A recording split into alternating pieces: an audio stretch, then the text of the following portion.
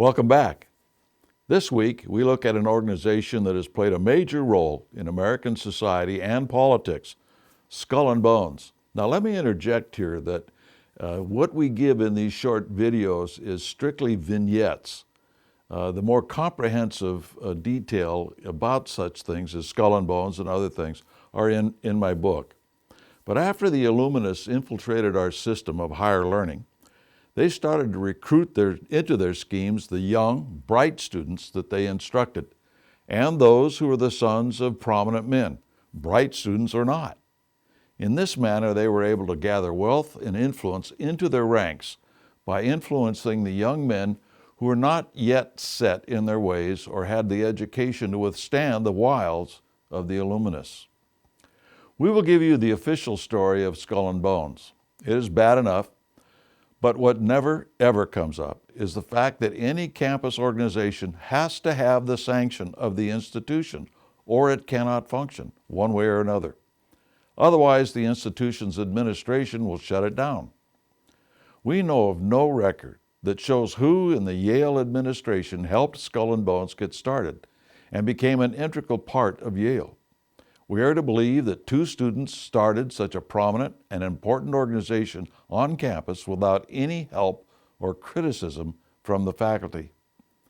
Yale started out as a Christian institution, but started to change after the administration of Reverend Timothy Dwight, the elder, as president, an opponent of the Illuminati. The official story is that Skull and Bones, or the Order, was started in 1832 primarily by William Huntington Russell with the help of Alphonso Taft as Chapter 322 of a German secret society. The speculation is that the order was the Illuminati, but no positive proof has been found that it was.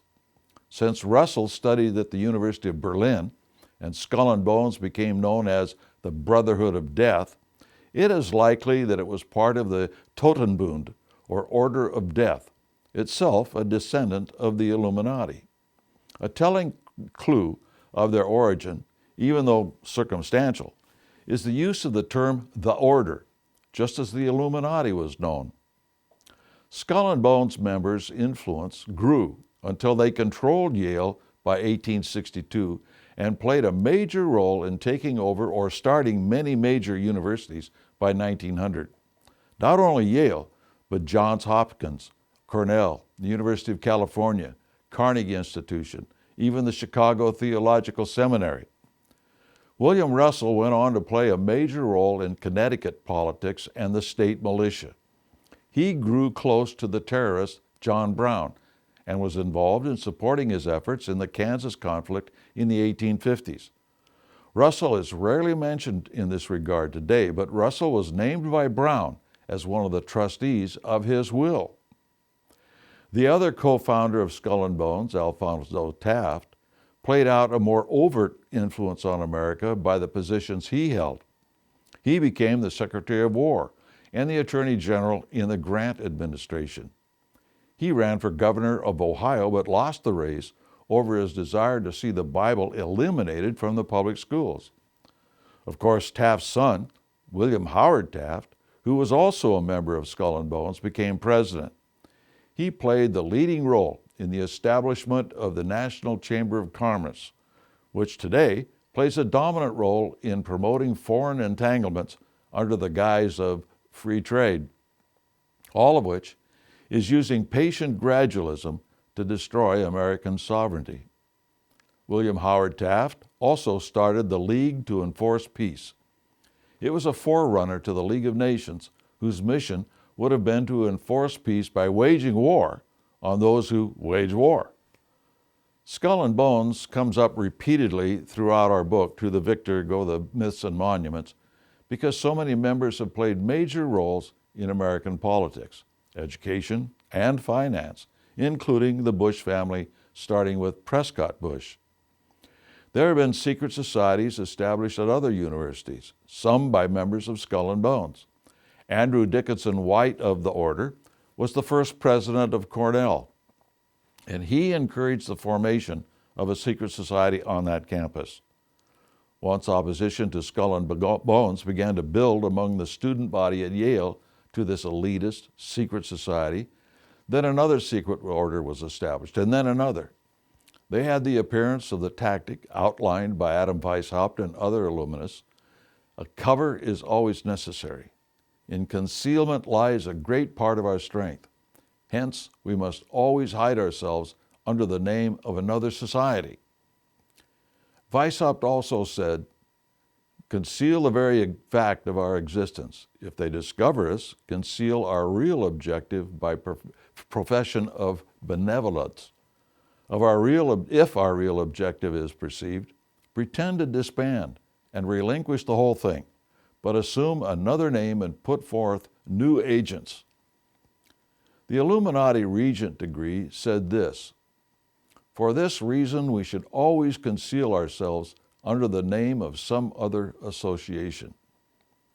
The other secret societies established at Yale, supposedly in opposition to Skull and Bones, were Wolf's Head and Scroll and Key.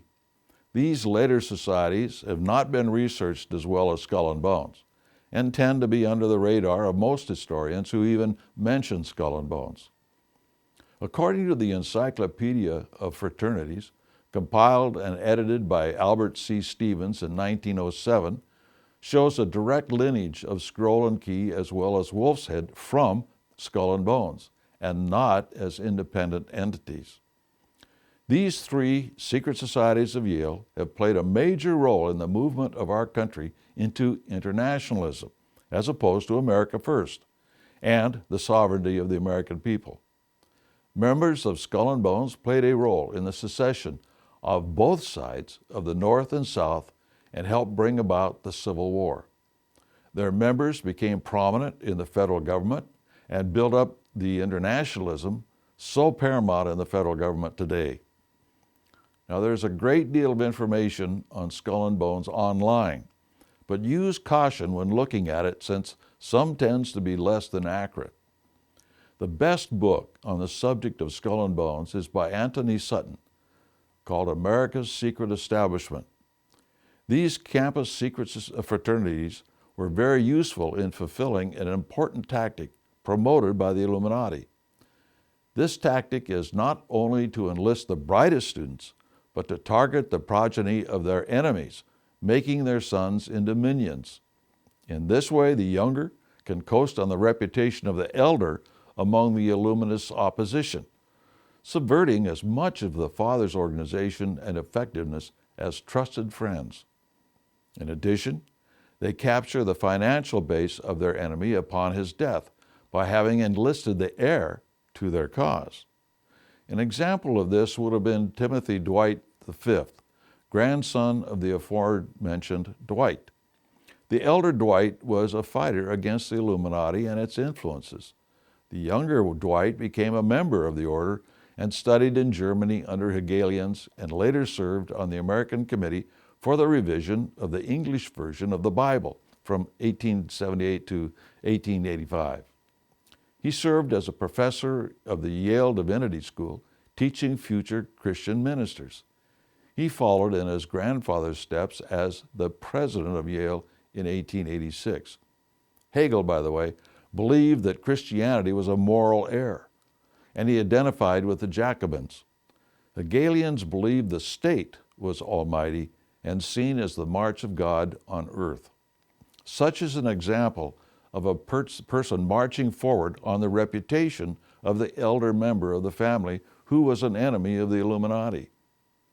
By the way, isn't it interesting that with each new generation there seems to be a push for a new version of the Bible? I will leave that to you to mull over. Next week we explore the two Republican parties.